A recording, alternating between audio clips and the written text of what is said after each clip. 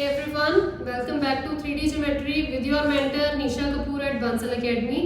So 3D Geometry के सारे topics समझ आ रहे हैं, क्या क्या चीज़ चल रही है, कैसे कैसे चल रही है, 3D स्पेस होता क्या है, 2D से क्या वेरिएट कर रहा है उसमें, है ना, क्या डिफरेंस है, डिस्टेंस फॉर्मूला हमने इसमें पढ़ा, डायरेक्शन कोसाइंस पढ़ा, डायरेक्शन रेशियोज पढ़ा, कुछ एक वेरिएशन वाले क्वेश्चंस पढ़े कि क्या क्या डिफरेंस आ सकता है। आज हम स्टार्ट करेंगे इसमें इक्वेशन ऑफ लाइन कि इसमें इक्वेशन ऑफ लाइन हम कैसे बनाते हैं। स्टार्ट करते हैं आज का लेक्चर जिसमें हम इक्वेशन ऑफ लाइंस पढ़ेंगे।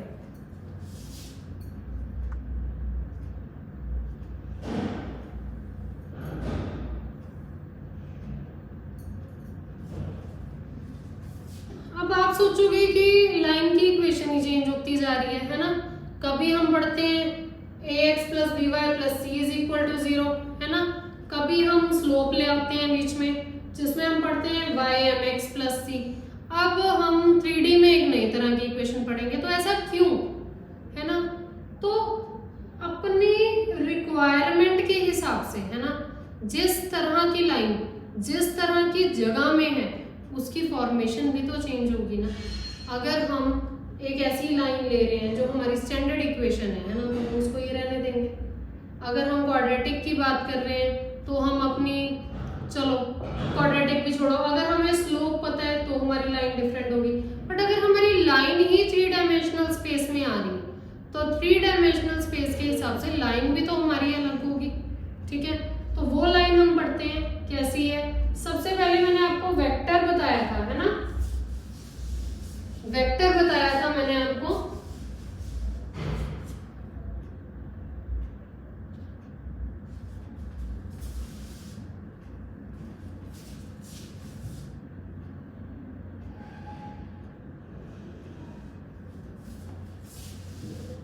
नाउ पढ़ते हैं क्या है। स्टैंडर्ड इक्वेशन पता है, स्लोप पॉइंट आपको पता है। अब आप यही सोच लो कि स्लोप की जगह आपके पास क्या आ गए, डायरेक्शन कोसाइंस आ गए, एंगल आ गए, ठीक है। स्लोप नहीं है अब हमारे पास, या slope is equivalent to direction cosines लगा लो, ठीक है।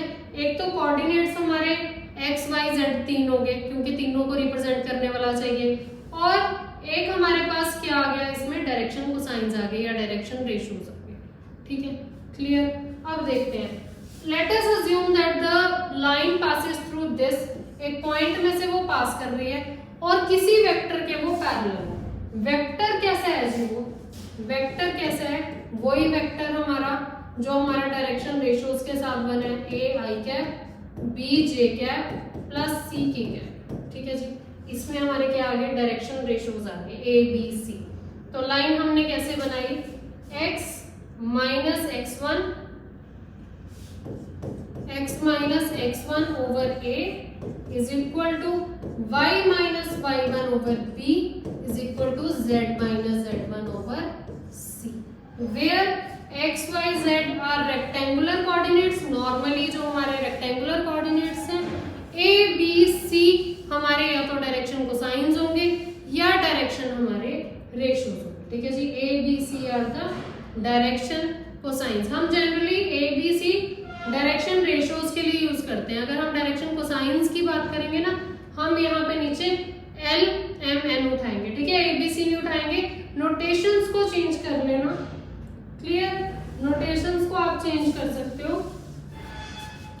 ये आपका डेरिवेशन है, डिराइव कैसे हुआ है फॉर्मूला वो है, वैसे ही आपने इस क्वांटिटी को एक लैम्डा के इक्वल रख लिया। जब आपने इसको लैम्डा के इक्वल रखा तो अपने आप आपकी x - x1 over a, y - y1 over b, z - z1 over c वाली फॉर्म बन गई। डेरिवेशन है, आपने कुछ नहीं देखना, इसका डिराइव कैसे हुई है कुछ नहीं देखना।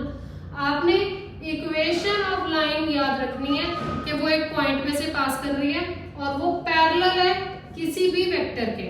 अगर वेक्टर आपको गिवन नहीं है तो आप अपने पॉइंट में से भी वेक्टर को रिप्रेजेंट कर सकते हो i j k कैप लगा के सिंपली, ठीक है। इक्वेशन ऑफ लाइन कैसे बनेगी आपकी, x - x1। अच्छा, आपको याद है कि जब आप ये स्लोप वाली फॉर्म करते थे, इसमें आप क्या करते थे, अगर आपको स्लोप m नहीं दी होती थी, 2 पॉइंट दिए होते थे, तो आप क्या ले लेते थे, y2 - y1 over x2 - x1, ऐसे ले लेते थे ना। इन द सेम वे अगर आपको ये डायरेक्शन को साइंस नहीं पता, एंगल्स नहीं पता, तो आप क्या लोगे नीचे वो बताती हूँ मैं आपको।